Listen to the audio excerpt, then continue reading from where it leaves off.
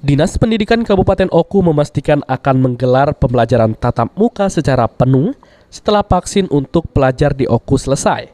Hal ini dilakukan berdasarkan keputusan bersama 4 menteri sebagai syarat pelaksanaan pembelajaran tatap muka secara penuh.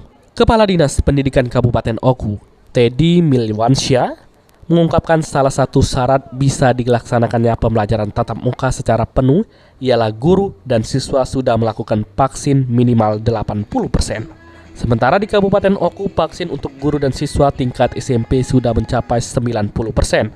Saat ini Dinas Pendidikan bersama Dinas Kesehatan serta Polri tengah melakukan keroyok vaksin untuk anak usia 6-11 tahun, di mana vaksin ini ditargetkan akan selesai hingga akhir bulan Januari ini, sehingga pembelajaran tatap muka secara penuh bisa dilakukan mulai Februari. Apabila kan ada syaratnya dari SKB 4 Menteri. Yang pertama adalah apabila cakupan vaksin untuk tenaga pendidik dan tenaga kependidikan di kabupaten atau kota itu telah mencapai 80% dan vaksinasi untuk anak-anaknya juga sudah mencapai 80%. Dan alhamdulillah per hari ini Kabupaten Ogan Komering Ulu sudah capaian vaksinnya untuk guru dan pelajar SMP sudah di angka 95%. Dan kita juga sudah masuk PPKM level 1. Jadi tidak ada alasan lain bagi kami untuk tidak menyelenggarakan PTM 100%. Target kita 1 bulan.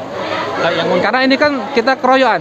TNI, Polri, ya, Dinkes, semuanya turun semua, kerja keras ya dalam rangka percepatan vaksin untuk anak usia 6-11 tahun. Dan insya Allah kami yakin dan percaya dengan sinergi kita semua, insya Allah dalam jangka waktu 1 bulan vaksinasi untuk 6-11 tahun di Kabupaten Ogan. Teddy berharap para orang tua siswa untuk mendukung vaksinasi anak usia 6-11 tahun tersebut, sehingga pembelajaran tatap muka secara penuh bisa segera dilakukan. Pihaknya juga memastikan vaksin yang disuntikan juga aman bagi anak karena sudah melalui tahap uji klinis. Ari Pranika, PAL TV.